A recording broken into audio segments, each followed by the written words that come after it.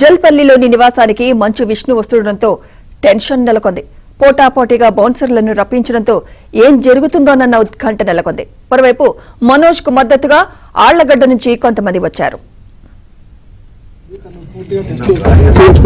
నిన్న ఆసుపత్రి వైద్యులు కూడా చెప్పారు.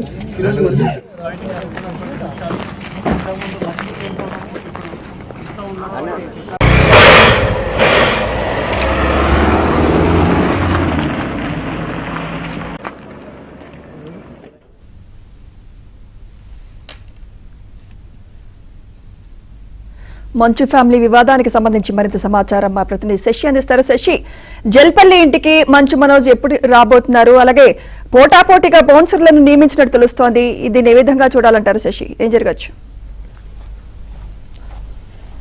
మరి కాసేపట్లోనే మంచు విష్ణు ఇటు జల్పల్లిలో ఉన్నటువంటి మోహన్ బాబు నివాసానికి రాబోతూ ఉన్నారు. ఇప్పటికే ఆయన హైదరాబాద్లో దిగారు. అయితే ఉదయం ఆయన దుబాయ్ నుంచి హైదరాబాద్కు చేరుకున్నట్టుగా తెలుస్తోంది. మరి కాసేపట్లో ఆయన రాబోతూ ఉన్నారు. అయితే మంచు విష్ణు ఇటు ఇంటికి రాబోతున్నారన్న విషయం తెలుసుకున్న తర్వాత ఆ మంచు విష్ణు ముందుగానే బౌన్స్లను ఏర్పాటు చేసుకున్నారు. మరోవైపు మంచు మనోజ్ కూడా అందుకు పోటీగానే ఇప్పటికే బౌన్స్లను ఏర్పాటు చేస్తున్నారు. మంచు విష్ణు సుమారుగా 40 మంది బౌన్సర్లను ఇప్పటికే లోపల ఫామ్ హౌస్ లో ఉంచితే, మరోవైపు మంచు మనోజ్ కు మద్దతుగా కూడా కొంతమంది ఆళ్లగడ్డ నుంచి కొంతమంది వస్తే, స్థానికంగా ఉండేటటువంటి మరికొంతమంది కూడా మంచు మనోజ్ కు మద్దతుగా ఉన్నారు. అయితే మనోజ్ కు మద్దతుగా ఉండే వారిని కూడా ఎవరిని లోపలికి రానివన్నటువంటి పరిస్థితి అయితే ప్రస్తుతం నెలకొంది. దీంతో లోపలికి అనుమతించకపోవడంతో మనోజ్ కు మద్దతుగా వచ్చిన వారంతా కూడా బయట వెయిట్ చేస్తున్నటువంటి పరిస్థితి. సో మొత్తానికి ఇటు మంచు ఫ్యామిలీలో ఆస్తుల వివాదం ముదురుతుందంటూ కూడా చెప్పుకోవచ్చు. ఒకరి మీద ఒకరు దాడులు చేసుకునేంత స్థాయికి ప్రస్తుతం ఈ ఆస్తుల వివాదం ముదిరిందంటూ కూడా చెప్పుకోవచ్చు. నిన్న ఉదయం ఆస్తుల పంపకాల వివాదానికి సంబంధించి కూడా ముందు గొడవ చెలరేగింది. మంచు మనోజ్ అలాగే మోహన్ బాబుకు మధ్య ఈ గొడవ ప్రారంభమైంది. అయితే ఈ గొడవ ప్రారంభమైనటువంటి సందర్భంలో మాట పెరిగి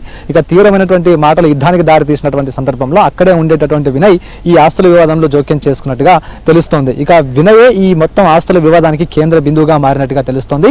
ఎప్పుడైతే వినయ్ ఇందులో జోక్యం చేసుకున్నాడో ఆ తర్వాత మాట పెరిగి అది చిలికి గాలివానగా కూడా పెరిగింది. దీంతో అప్పటి నుంచి ఒకరి మీద ఒకరు దాడి చేసుకునే ప్రయత్నం చేశారు. అదే సమయంలోనే వినయ్ తనతో ఉండేటటువంటి అనుచరుల సహాయంతో మనోజ్ మీద దాడి చేశాడన్నది ప్రస్తుతం మనోజ్ కూడా చెప్తున్నటువంటి మాట.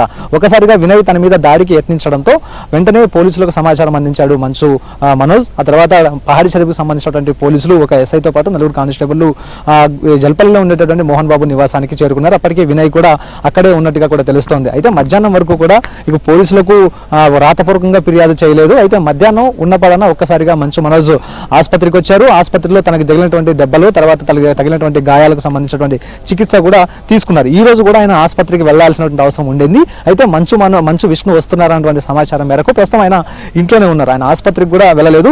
అయితే మధ్యాహ్నమే మంచు విష్ణు వస్తారంటూ కూడా భావించారు. అయినప్పటికీ కూడా ఇప్పటివరకు కూడా రాలేదు. మరి కాసేపట్లో వస్తారంటూ కూడా తెలుస్తోంది.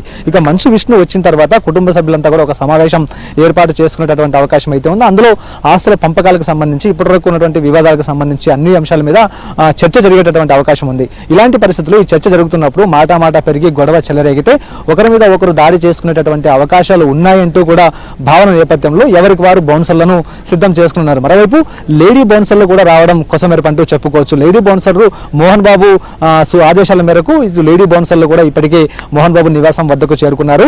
ప్రధానంగా ఈ గొడవ నేపథ్యంలో నిన్న మోహన్ బాబు తన భార్య మీద కూడా ఇటు మనోజ్ దాడి చేశారంటూ కూడా మోహన్ బాబు పోలీసులకు సమాచారం ఇచ్చారు. కాబట్టి మోహన్ బాబు భార్య రక్షణలో భాగంగా లేడీ బౌన్సర్లను కూడా ఇప్పటికే ఏర్పాటు చేస్తున్నారు. ఇక మంచు విష్ణు వచ్చిన వెంటనే ఈ సమావేశం కూడా జరిగేటటువంటి అవకాశం అయితే ఉంది. అనంతరం ఏం జరగబోతుందన్నటువంటి ఉత్కంఠ అయితే నెలకొని ఉంది. నిన్నటి వరకు కూడా మంచు మనోజ్ అలాగే మోహన్ బాబుగా ఉన్నటువంటి గొడవ ఈ రోజు మంచు విష్ణు మంచు మనోజ్ గా మారనుందన్న చర్చ కూడా ప్రస్తుతం నడుస్తుందంటూ కూడా చెప్పుకోవచ్చు. ప్రధానంగా వినయ్ అనేటటువంటి వ్యక్తి ఈ యొక్క మోహన్ బాబు యూనివర్సిటీతో పాటు విద్యానికేతన సంస్థలకు సంబంధించి కూడా ఈ విద్యా సంస్థలన్నీ కూడా ఆయన ముందు భాగంలో ఉండి చూసుకుంటూ ఉన్నాడు. ఆ వ్యవహారాలన్నీ కూడా ఆయన చూసుకుంటూ ఉన్నాడు. మరోవైపు వినయ్ అనేటటువంటి వ్యక్తి మోహన్ బాబుకు ఆ తర్వాత మంచు విష్ణుకు అత్యంత సన్నిహితుడు కూడాను. సో ఇదే ప్రధాన కారణంగా గొడవకు ప్రధాన కారణంగా కూడా తెలుస్తుంది. ఇప్పటి వరకు కూడా ఆస్తులు పంపకాలు చేసినప్పటికీ కూడా ఎక్కడా కూడా మంచు మనోజ్ కు సరైనటువంటి వాటా దక్కలేదు, ఎక్కడ కూడా న్యాయం చేయలేదన్నది మనోజ్ చెప్తున్నటువంటి మాట. ఇందుకు అనుగుణంగానే ప్రతిసారి కూడా ఆస్తులకు సంబంధించిన పంపకాలు వచ్చిన ప్రతిసారి కూడా తనకు సంబంధించినటువంటి న్యాయమైన వాటా తనకి ఇవ్వాలంటూ కూడా మనోజ్ ప్రశ్నిస్తూ వస్తూ ఉన్నాడు.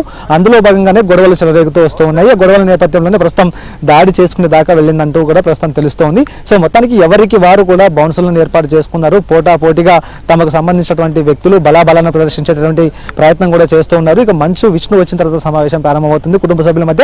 అనంతరం ఏం జరగబోతుందో అనేది వేచి చూడాలి. థాంక్యూ శశి.